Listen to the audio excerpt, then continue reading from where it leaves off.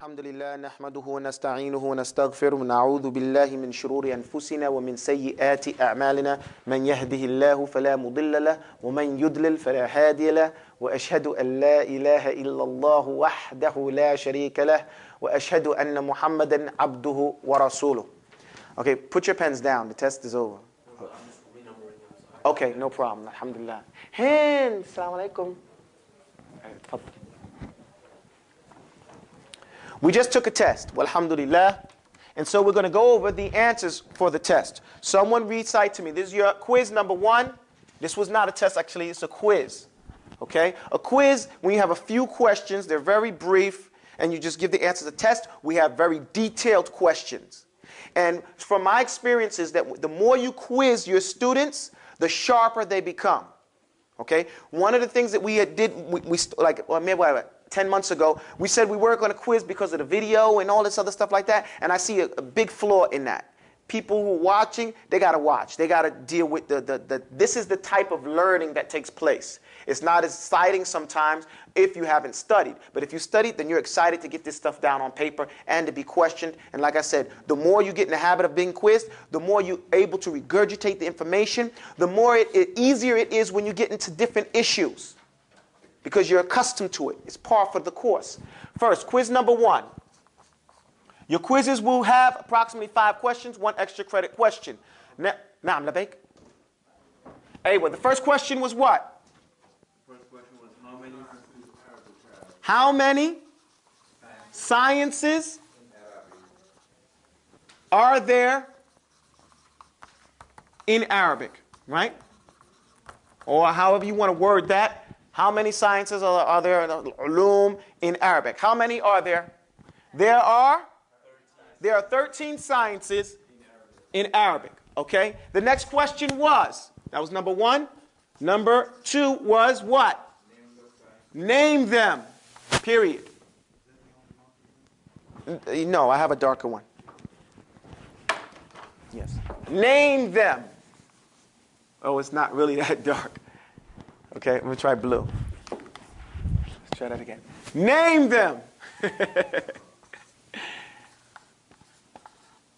Somebody, start naming them. Okay, we have sarf, right? And then what's the next one? Nahwu. What's the next one? Ar-rasmi, right? Ar-rasmu. What's the next one? Insha'u, right? What's the next one? Balagha. Badi'u. Badi'u bayan, right? But bayan comes before badi'u. Naam? Bayan, badi'u, and then what's the other one? Ma'ani. That's one. Ma'ani. Okay, what's the next one? Qardu. Shi'r. And then you have arud. And qawafi. Okay, what's the next one? Khataba. And what's the next one? And then you have tarikh, right? Or history. What's the next one? Last? Mutun.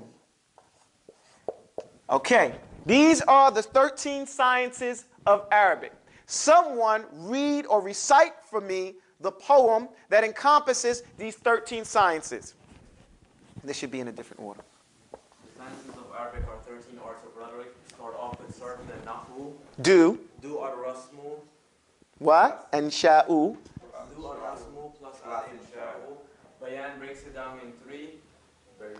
Balagha breaks it down in 3. Bayan, badi'u, ma'ani. Then qardu, shi'r or poetry. Arudu mixed with qawafi.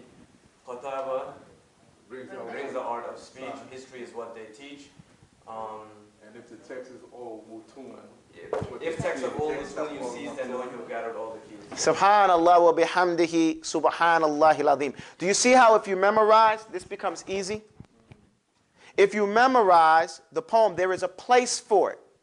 The place for it is now you can name all 13 sciences and know if you've forgotten one. Because by following the rhythm, you realize I've missed something. I may not know. Then you go to someone who knows. How do you know he knows? Because he's your classmate. because he's studying the text. You have a classic that you can go to, a primer, and you say, okay, let me review that so that I know these are the 13 sciences. Can someone come to you and say there are 14 sciences in Arabic? No. If they talk about a particular subject, it falls under one of these 13. It's a subsection of one of these, as you'll learn as we go through them. Now, as we study, well, I'll get to the lesson. Let's get through this. Okay, next question. What's the third question? Louder and clearer. How many parts Balagha has? How many parts are there to Balagha? How many parts? There are 3 parts, right? There are 3 parts to Balagha. What are they? Bayan,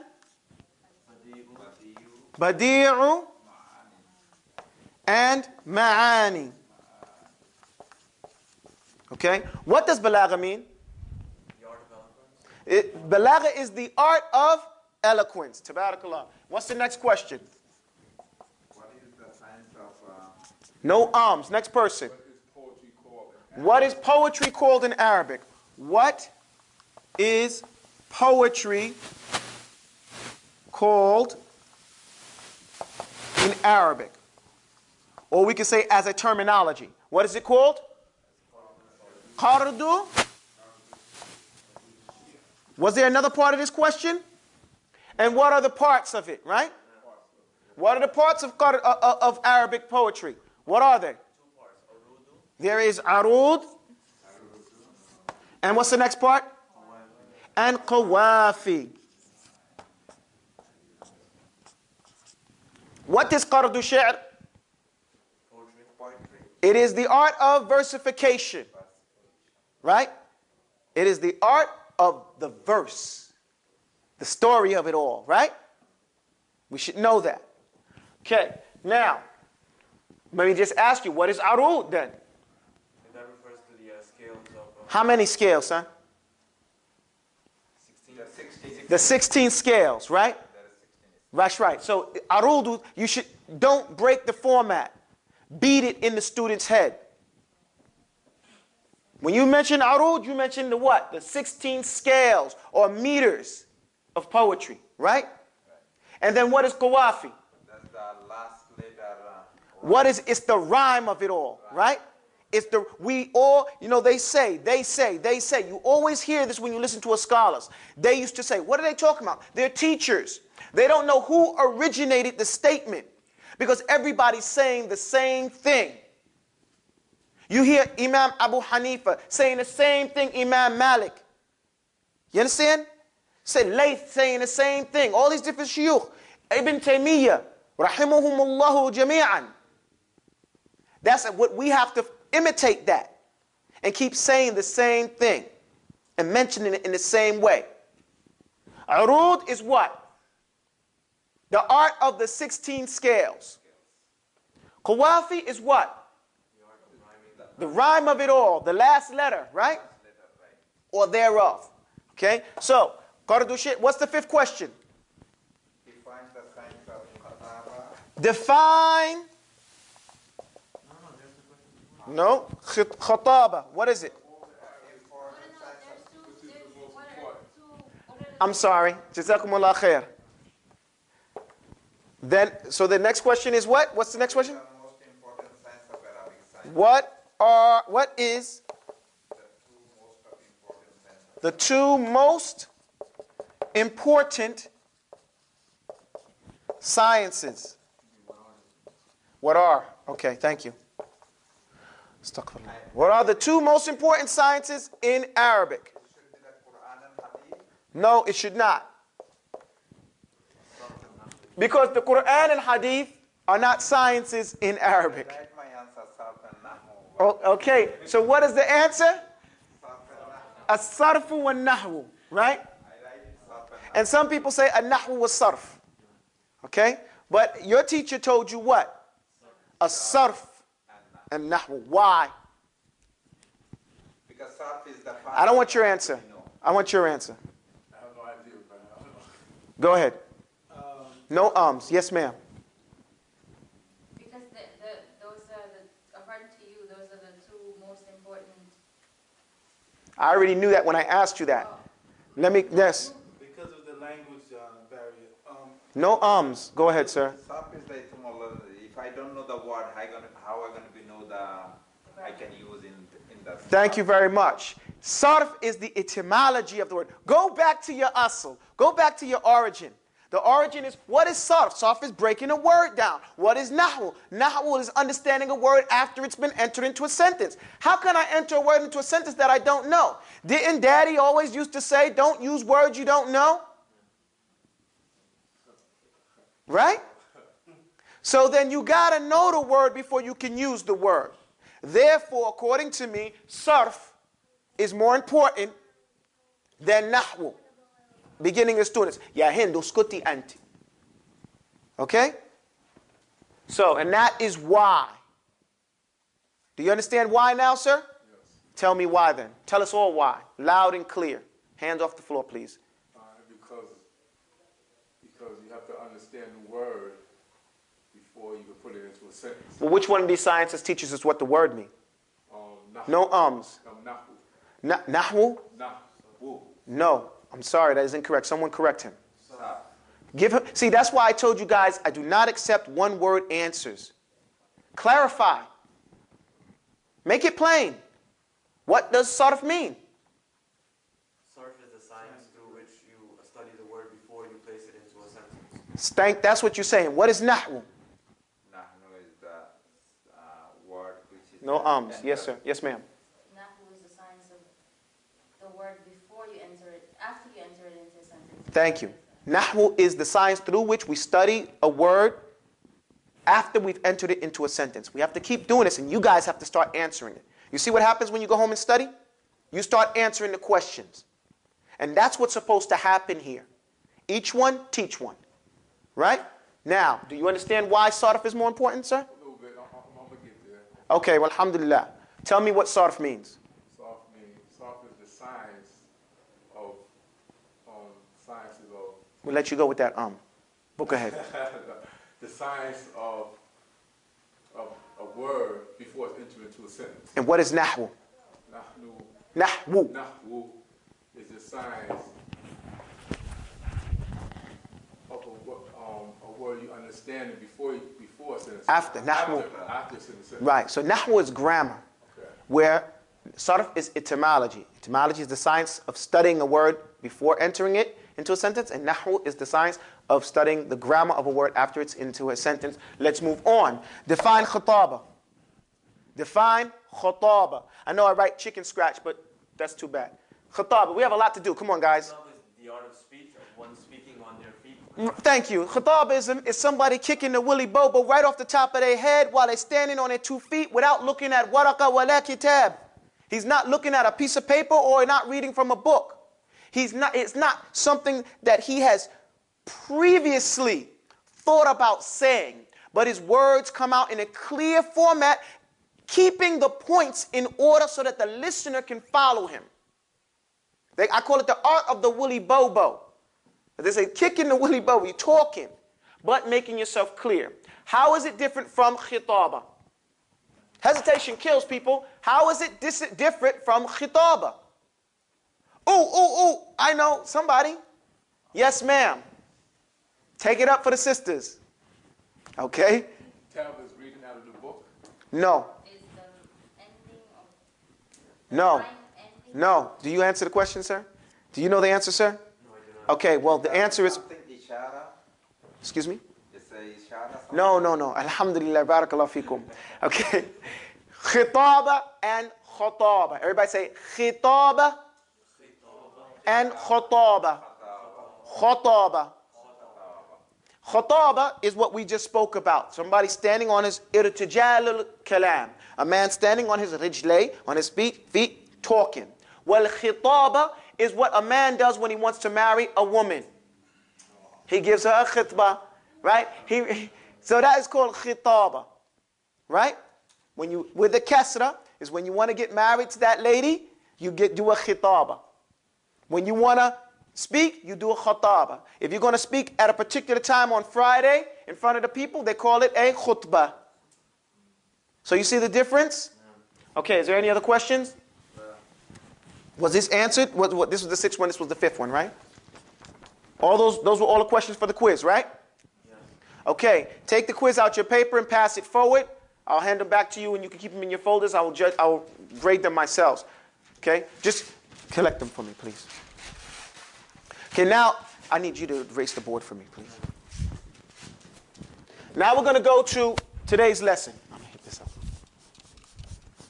Come on, let's move quick, people. Oh, sorry.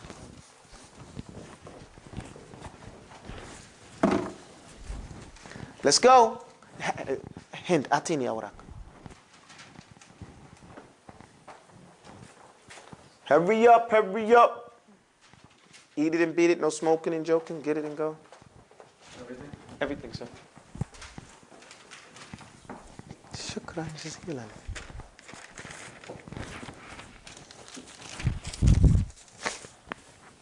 Okay, while we're waiting,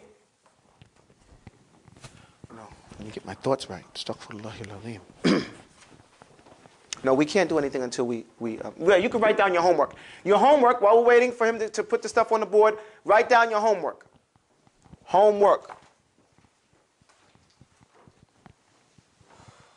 And I'm going to try to find a way to fine you if you do not give my homework. You have to do, I'm serious, it's really heart-wrenching. You know, when we give assignments, you got to do these assignments. You know? There's got to be a way to motivate you people to do the assignments. Okay? Your homework is you will write a short biography. You will write a short biography on a man named Ibn al-Nadim. I will explain to you who he is briefly. Ibn al-Nadim. Excuse me? You will look him up on the internet by his book, The Fihrist, or Al-Fihrist. The Fihrist. And An-Nadim, they'll have it in A-L-N-A-D-I-M or E-E-M. One of those two. Like that. The Fihrist or Al-Fihrist. You can look him up and find out who he was. What this is, now this is what I was talking about earlier. As we go through these sciences, we talk about tarikh. What is the science of tarikh? You can look in your notes and tell me what a tarikh is. An-Nadim or An-Nadim, like that, depending on how they spell it. Ibn al-Nadim or Abu Faraj, I'm sorry, let me go back. We have 13 sciences, right? The science of the science of tarikh is one of the 13 sciences, right? Yes or no? Yes. Okay. That being the case, what does tarikh mean? Tarikh means history. History. In Arabic, it means awwalu shay hatta al-an. Nam bidayatu shay, the beginning of something, from that time up until its hadr, until its present time. How do you learn tarikh? When we're talking about language, you learn it every day. As you study sarf and nahwu and everything, you're learning tarikh. You understand? So that science you only get through the constant study of the language or that science. Does that make sense? Does it make sense, yes or no? Okay, that being the case here, you're starting to learn some more science, some other sciences besides the one. We said this is the complete Arabic course, right? This homework of science falls under the science of tarikh or history. Ibn al-Nadim, just giving you some brief understanding of who he is, the person you're going to be writing about. He is a bookseller. He was a bookseller and he used to make his living writing out manuscripts. He used to write out manuscripts back in the days when they didn't have printers, okay, and big publishing companies. So he wrote a book. It's called The Fihrist. The Fihrist means index, okay, an index or the index. And what is it an index of? It's an index of Arabic works that were written, original Arabic classics. We're talking about classics now. Okay? We spoke about what a classic was. Someone tell me what a classic is. No, yeah, that is a classic. Tell me what a classic is. Don't give me an example of a classic. What is a classic?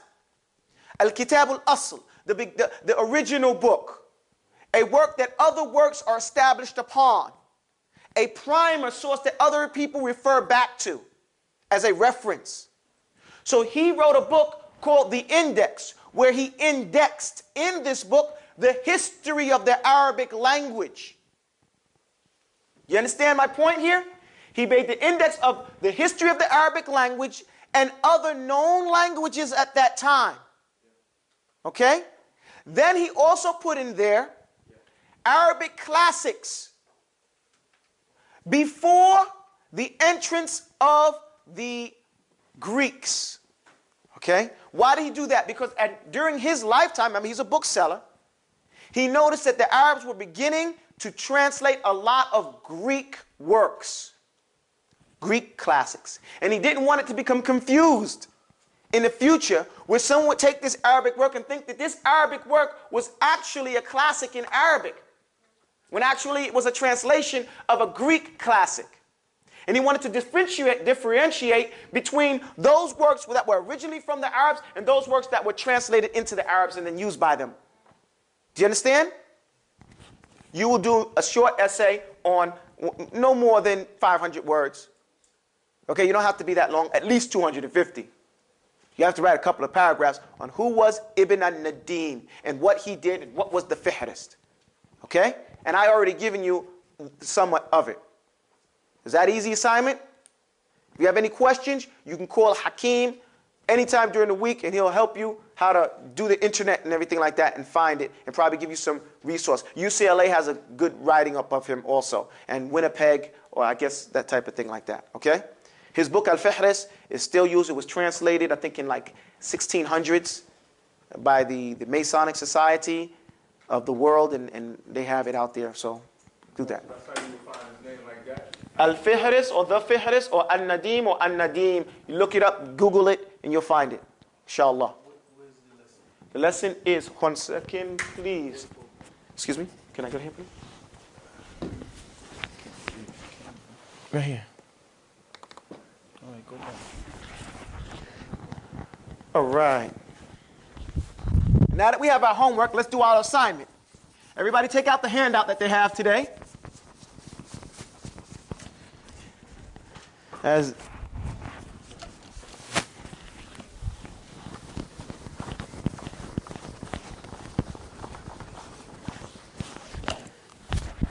Bismillah, alhamdulillah, wa sallallahu alayhi wa sallam. Your second lesson is, or lesson 2 is the alphabet. Your first lesson was what? What was the first lesson that you took? Come on, people, hesitation kills. What are the sciences of Arabic, right? What is Arabic? What are the sciences of Arabic? That's the reason why the lessons are put in a stair-step manner, so that you can have as what we call an outline in your head of how to teach. What comes first? And if you're taught in a proper manner, no holes are in your understanding of the language, because something that's supposed to be there is there. Does that make sense? Okay, now, first thing was, what is Arabic? What is language? What is the Arabic language? You know, who are Arabs? How are they famous? How are they preserved? And we said the Quran and the Hadith and the Thuqat al-Arab, they preserve the Arabic language, and languages are many. What do? The purpose of languages is to express the agrad, the needs and desires of the people. Right? They use the same sounds for the most part, but they mean different things. We use the example of wow. If you say wow in Olaf, that means yes. If you say wow in English, it means ista'ajab. I'm amazed at something. But it's the same exact pronunciation, different language. Now we went on to say the sciences of Arabic. The sciences of Arabic are 13 sciences of rhetoric, right? Start off with sarf, then nahwu, du, rasmu, and al-insha'u. And then we went all the way down to qardu shit, and then tarikh, and then we go on to what? Mutun. And then you have all the keys. Here, we're going to deal with the alphabet. The alphabet is the next chronological thing that you have to do if you're studying the Arabic sciences. There are two ways of learning the alphabet, the Arabic alphabet. There is a traditional method and there is the modern method. You will learn both of them. You will learn both of them, insha'Allah ta'ala. First thing, we're going to start off with the traditional method. The traditional method is, rise up some please, is to memorize this statement. Abjad, hawaz, huttiya, kaliman, sa'fas, qurishat, thaqid, dadig, or thaqud, dadug, but it's better to say thaqid, dadig. This is the first thing that you have to do. Abjad, everybody recite after me. Abjad. How? If I can't hear you, we're going to do this all year. Because, it don't make no sense to go further. We spoke earlier just talking about methodology and minhaj. Everybody complains, says, the teacher's always holding back. The teacher don't want to go further. Why are we going back this way? Why don't we go forward? You can't go forward till you complete where you're at. Complete. No one gets 0, remember? No one gets 65. No one gets 85 or 99. You get 100. You know it or you don't know it.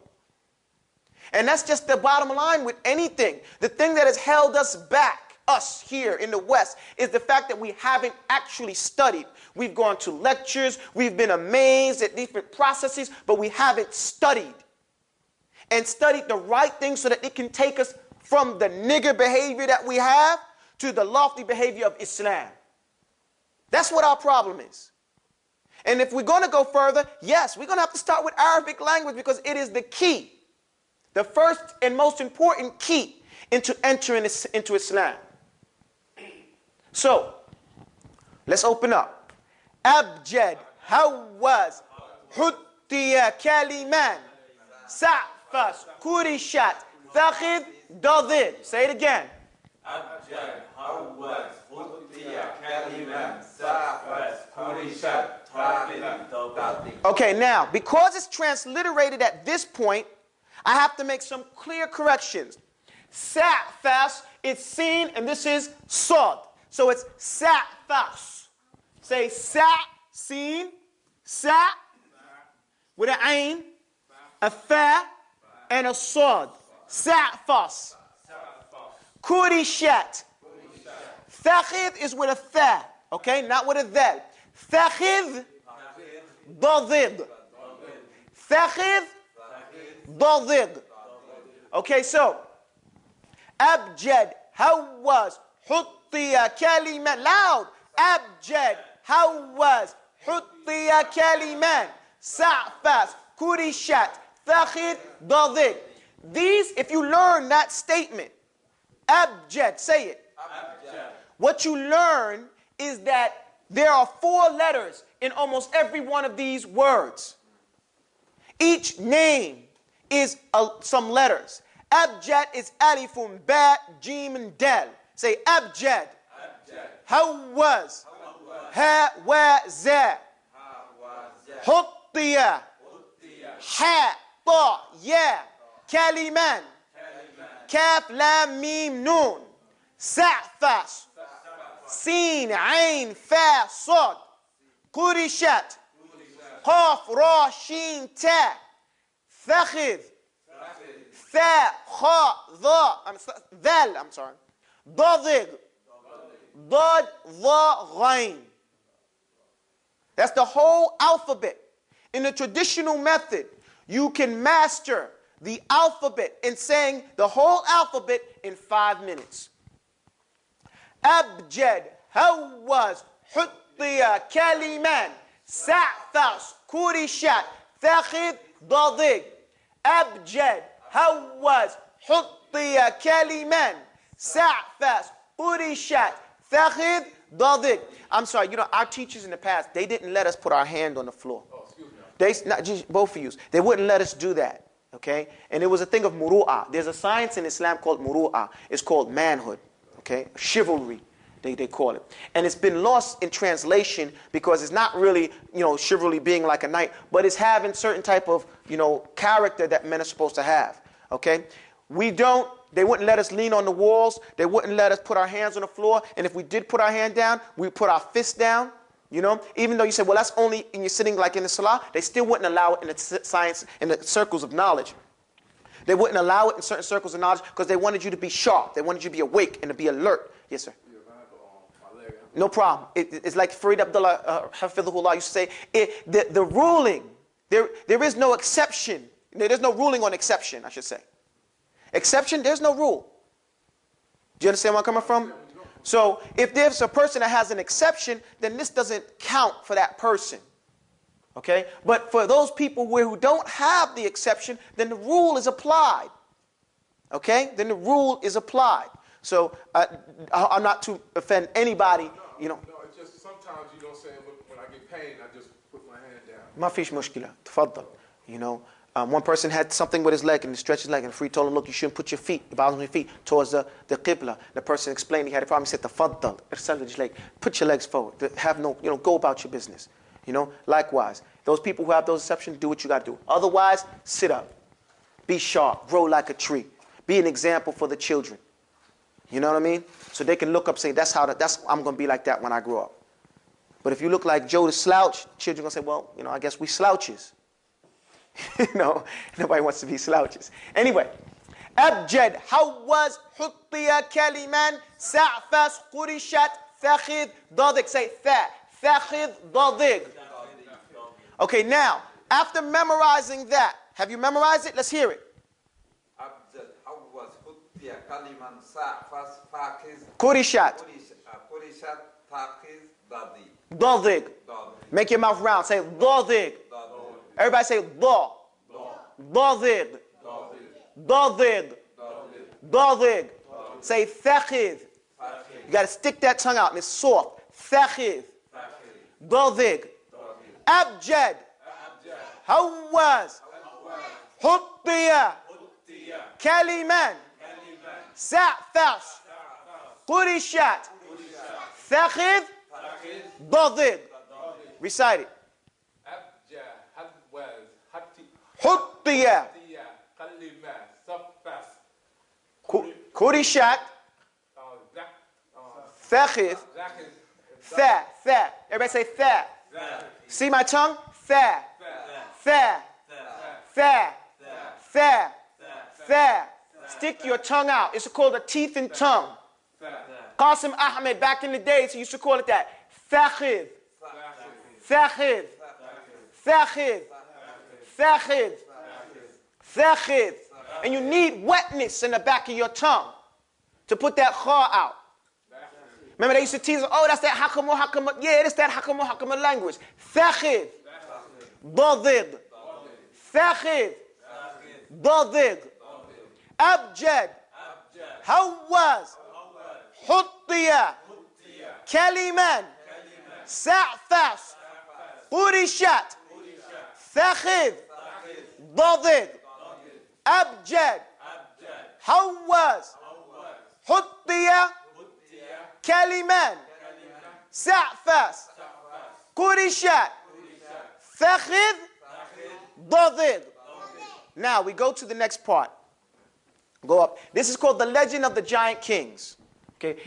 When you study, there are some things that come as what they call myth, right? A myth is a story, or a legend is a story that has truth, but we cannot establish it with Quran and Sunnah. We cannot establish it with a hadith from the Messenger of Allah. We cannot find it in the Quran.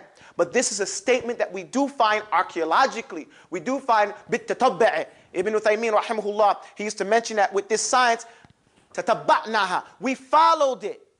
Okay, we followed the science. We researched it and found that it only breaks down into 3 types of words, right?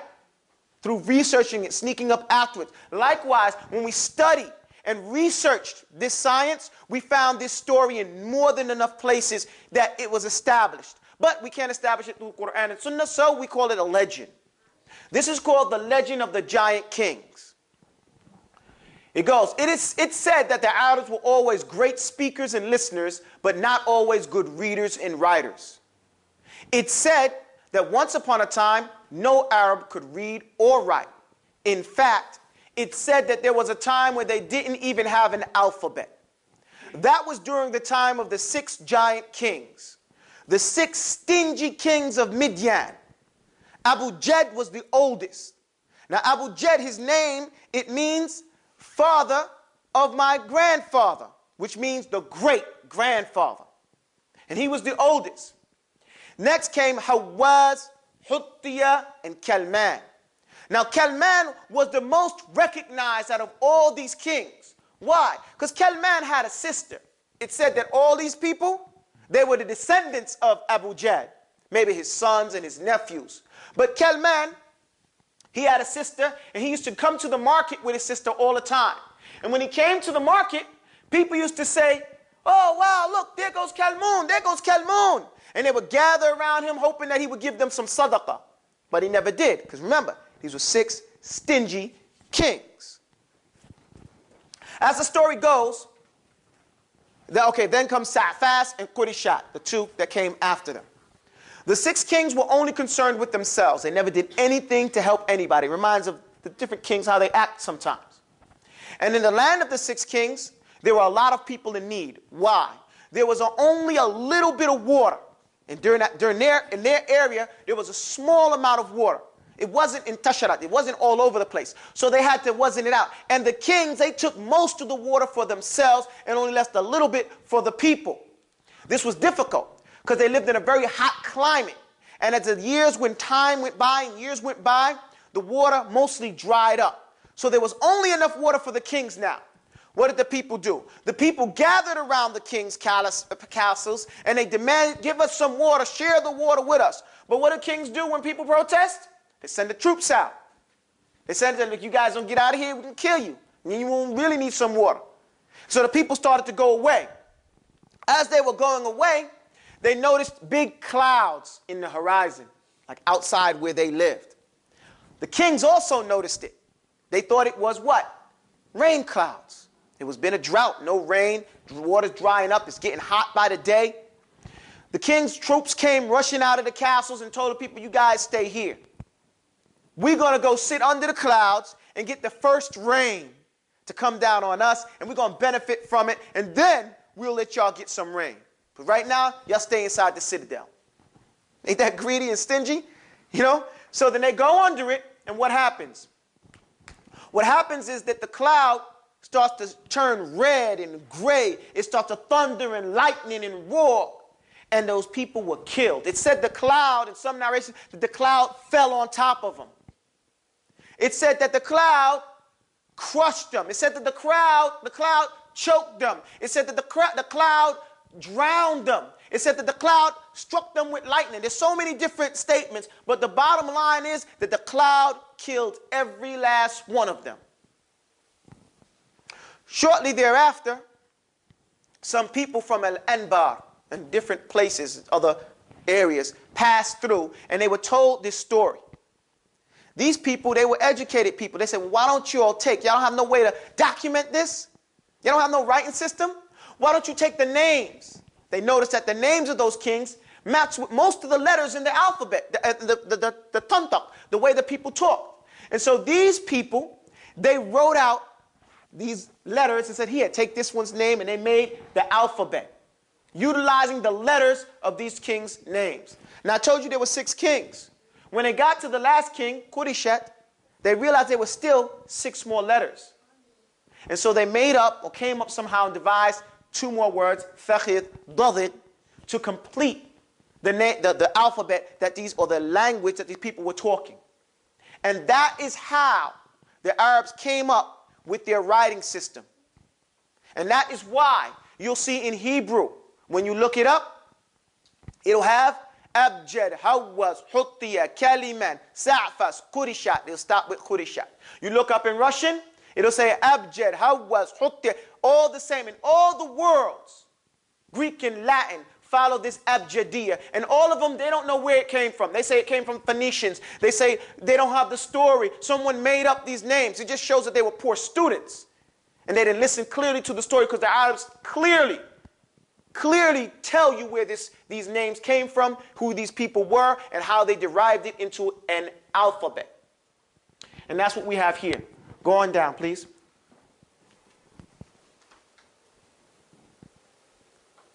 Keep going down, please. Here goes one of the poems that's found. The archaeologists found a poem that the sister of Kalmun wrote eulogizing her brother. The gist of it has been translated as follows. There goes Kalmun, his people once cried, but my brother was busy and never replied. He rode off without us while laughing and proud the day that he died inside of a cloud. And that's basically the gist of the poem that they found, and of course been translated. Going down, they call the last two, stop right here. They call the last two words Ar-Rawadif. They call them what? Ar-Rawadif. You have to know that. The 6 kings are Abjad, Hawaz, Huttiya, Kaliman, Sa'fas, Qurishat. The Rawadif or Thaqid, Dadig. You need to know that.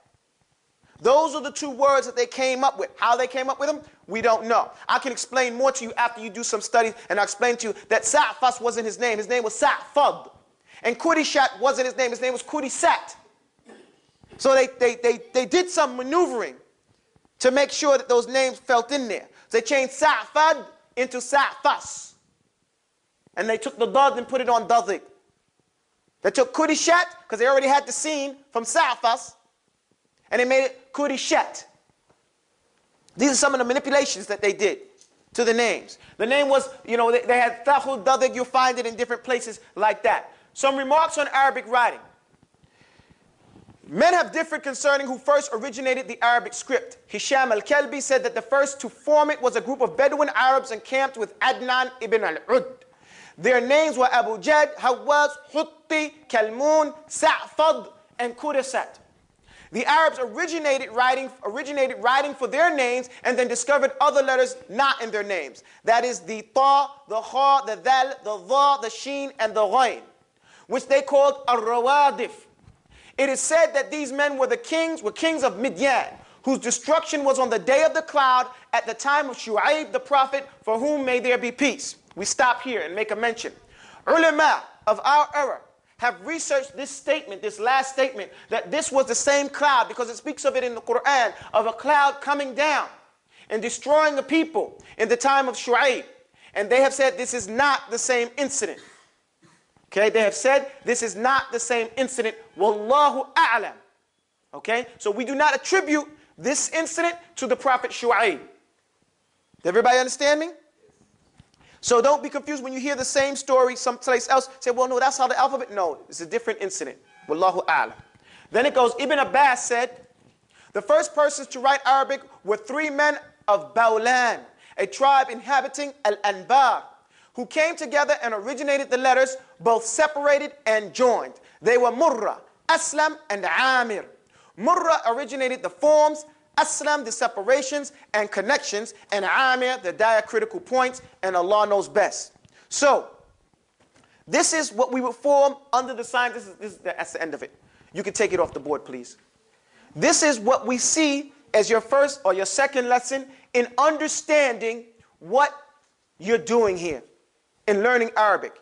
You are going to know everything you need to know to be familiar and complete in your understanding of the Arabic language. I expect you to know Murra, Aslam, and Amir. Amir came with the diacritical points. So let's say, what is a diacritical point? What is a diacritical point? A diacritical point, or I'm sorry, it shouldn't be point, it should be mark. Jazakallah khair. A diacritical mark is any mark that you put on two or more similar letters to distinguish them from each other. Does that make sense? So example, if I write this, sorry. I say this one is Jim, Ha, Kha. I put a diacritical mark under it, it's Jim. I leave it off, it's Ha. I put one above it, it's Kha. Does that make sense? That is the definition of diacritical mark. Who came up with diacritical marks? Murra. No. Murra came up with the forms. Aslam came up with the separations and the connections. Amr came across with the what? Diacritical marks. You need to know that. It just completes you. You understand? Now, let me erase this thing off the board.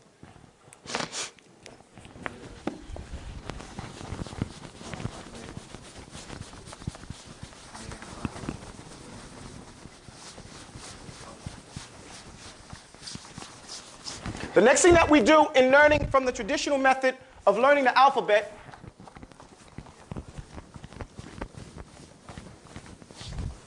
is that we practice. How do we practice? I'm sorry. We say a, ba, ja, da. Abajada. Hawaza. Hawaza. Abajada. Hawaza.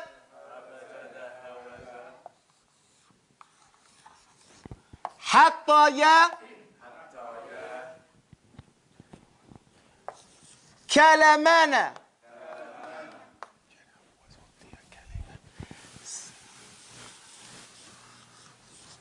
Sa'afasa.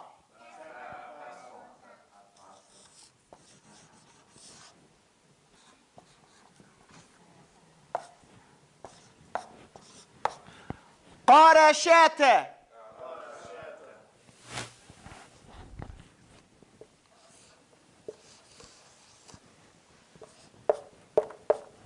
Thakhadha. Thakhadha.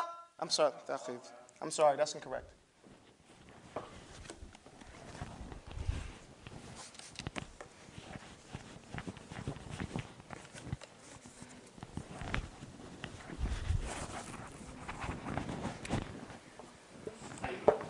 فَخَذَ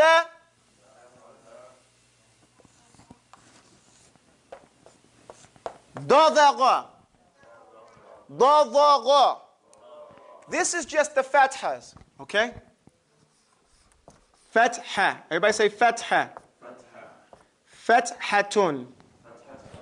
So, we practice this. We say abajada, hawaza, hataya, kalamana, sa'afasa, qarashata. Louder. Thakhadha, ضضغ, أبجد, هوز, حطي, كلمان, سعفص, قرشت, ثخذ, ضضغ, أبجد, هوز, حطي, كلمان, سعفص, قرشت, ثخذ, ضضغ, أبجد, هوز, حطي, كلمان, سعفص, قرشت, ثخذ, ضضغ, أبجد, هوز, حطي, كلمان, سعفص, قرشت, ثخذ, ضضغ. Now we stop, and you do that at least 100 times. Then we go. Yes, you have to write this down. I'm sorry. You have to write this down. And when I said do this 100 times, that's part of your homework. To write this down. Wa alaikum salam wa rahmatullah. Tafaddal, the sisters are still here. It's no problem. Now, the next part. We've done the fatha. Now we're going to do the dhamma. Everybody say dhammatun. I'll give you a moment to write while I take care of some things on this board.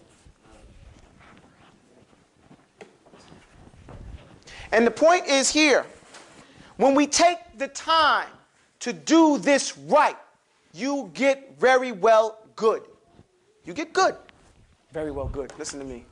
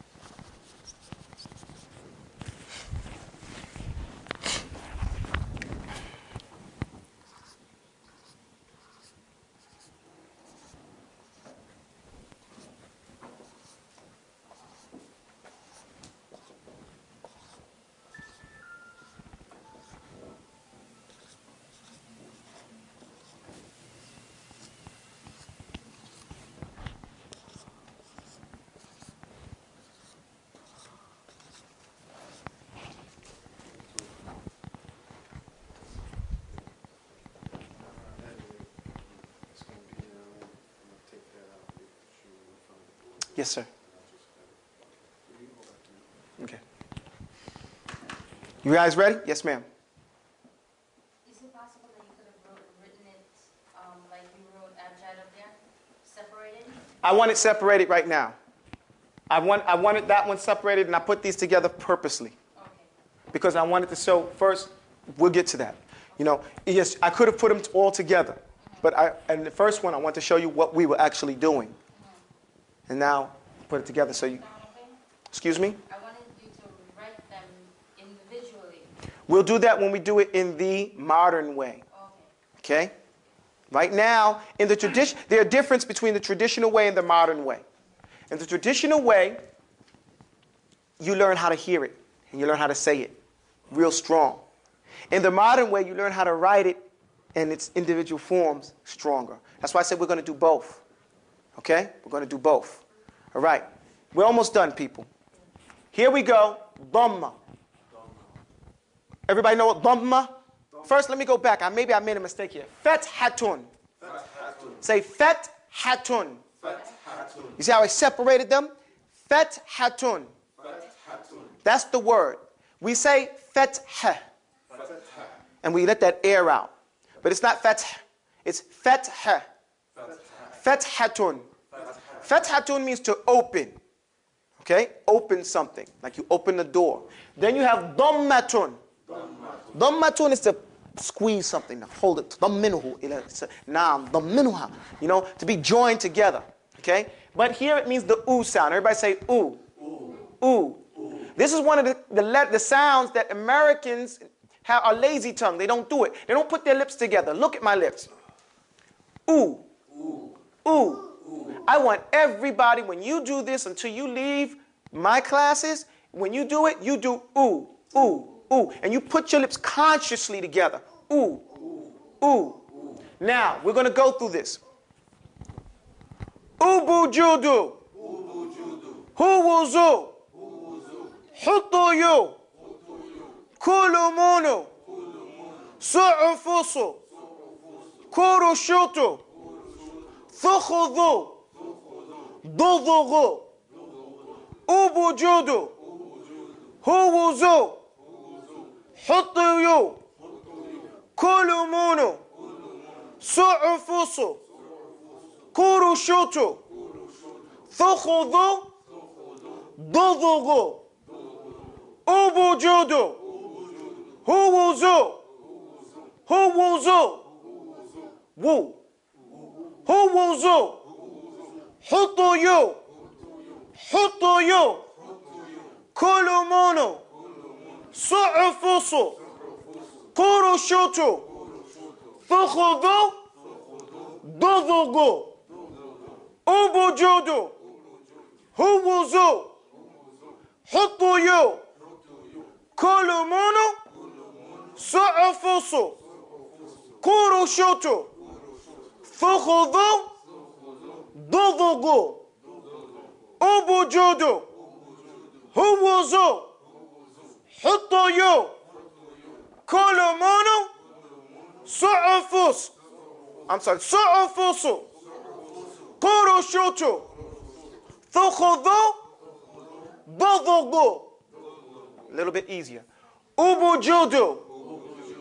Huwuzu. You have to put that woo. Huwuzu. Hind or skuti anti.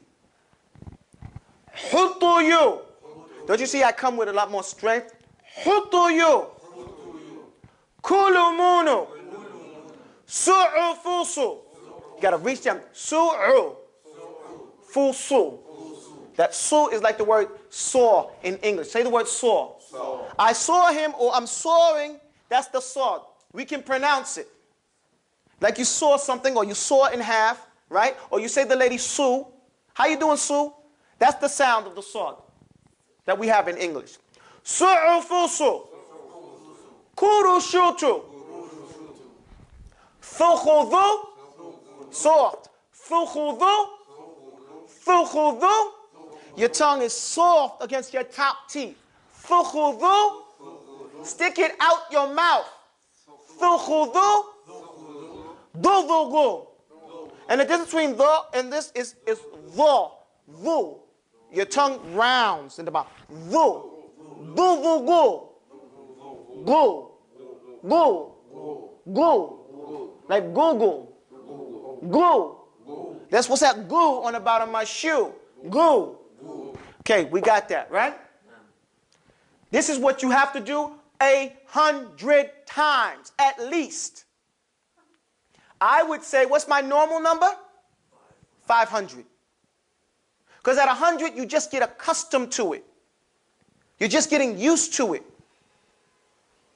But if I said 500, you probably wouldn't do any. But if I say 100, you probably do 150. So we'll go with the 150 over any, you know. But do this. This is the stuff that you have to do. It'll come out in your recitation. It'll come out in your pronunciation. We have one more to do. You can write this one down while I make my corrections on the board.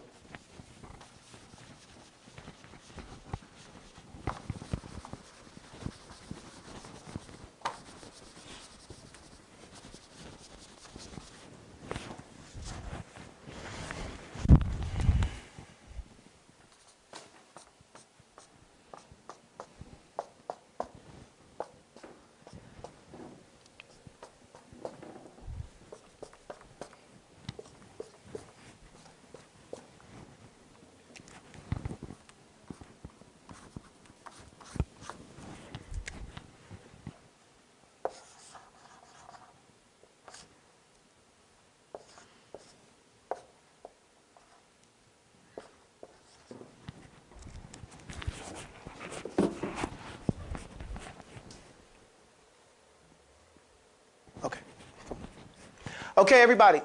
You notice that it says kesratun. Everybody say kesratun. Kesratun. Kesratun is a word in Arabic means to break something. Kasara, to break it. Say kesra. Kasara. Okay, so here as a terminology, it represents the E sound. Everybody say E. And it says something is being dragged. E. Okay? Kesra. E.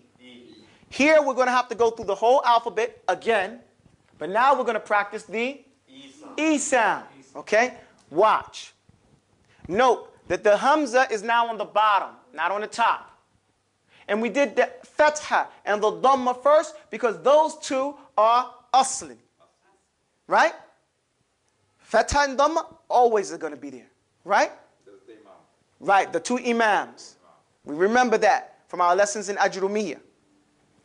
Now, EBGD, Hiwizi, Hittiyi, Kilimini, Si'ifisi, Qirishiti, Thikhidi, Dididi, EBGD, Hiwizi, Hittiyi, Kilimini, Si'ifisi, Qirishiti, Thikhidi, Dididi, Ibijidi, Hiwizi, Hittiyi, Kilimini, Si'ifisi, Qirishiti, Thikhidi, Dididi, Ibijidi, Hiwizi, Hittiyi, Kilimini, Si'ifisi, Qirishiti, Thikhidi, Dididi. Wa alaikum salam wa rahmatullah. Ibijidi, Hiwizi. Come on, give me some strength. Allah says, خُذِ الْكِتَابِ بِقُوَّةٍ. Don't allow me to sleep here. Ibijidi, Hiwizi, Hittiyi, Kilimini, Si'ifisi, Qirishiti, Thikhidi, Dididi, Ibijidi, Hiwizi, Hittiyi, Kilimini, Si'ifisi, Qirishiti, Thikhidi, Dididi, And if you can do those letters like that, through practice, through practice, through practice, and then through practice, you won't find words like this in this construction. All those kesras, all those dhammas, all those, well, the fathas might be there like that. And so your tongue, it'll become easier for you to pronounce those words. But you have to put in the work. You can't buy your way into Arabic. You can't take time and just say, I'll just lay here long enough and I'll eventually get it. No. Change don't mean progress. Okay? You have to do something. Now, write these down. And the way I know you're going to do it at least 100 times, because you're going to write it down 100 times. I want you to write this construction out. Ibijidi, hiwizi, hirtiyi, all the way down the kesras 100 times. I do not want to see this. E. No. I want I, B, G, D. You see what I did? I wrote the letter, put the kesra, then I said the word out loud. You write it, then you go E-B-G-D. Then you go on. Here, with, Z. All right? Now, I want them together, though. I'm sorry. I want like this. I want this. A-B-G-D. A-B-G-D. You do it. Then go on to the next one. Here, with, Z. Here, with, Z. Okay? I want you to write it out 100 times. That's with the kesra. With the dhamma, 100 times. With the fatha, 100 times. And if you think, well, I already know this, I'm always familiar. Don't you think I already know it? I got to read it 600, 700, 800, 900 times doing your homework. But if that's what we have to go through in order to get to a state of perfection, a state of excellence. Inna Allah ya'muru bil adl wal ihsan. Allah has ordered us ya'muru bil adl, to be just and excellent. And Allah's Messenger sallallahu alaihi wasallam, he said in that tremendous hadith in Arba'in Nawawi, the 40 hadith in Nawawi, in Allah kataba ala kulli shayin ihsanan. Allah has written on everything and prescribed for everything excellence. So if you slaughter, sharpen your knife. Turihu dhibhik. You know, to make the thing that you're slaughtering go away easy. Write these out. Abajada, Hawaza, Abajada, Huwuzu, and what do you call it? EBG. EBGD.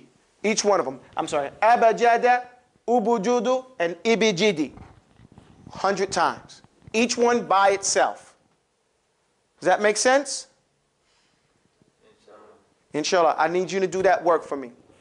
أقول قولي هذا وأستغفر الله لي and استغفر الله. One point. Those people that's watching from the internet and the people that order the courses and they send them, you send the work in. That's how it's got to be. Send the work in, and you don't get no other lesson until you send the work in. It's no sense to go forward if you can't finish where you at. Okay? أقول قولي هذا وأستغفر الله لي ولكم والسلام عليكم ورحمة الله.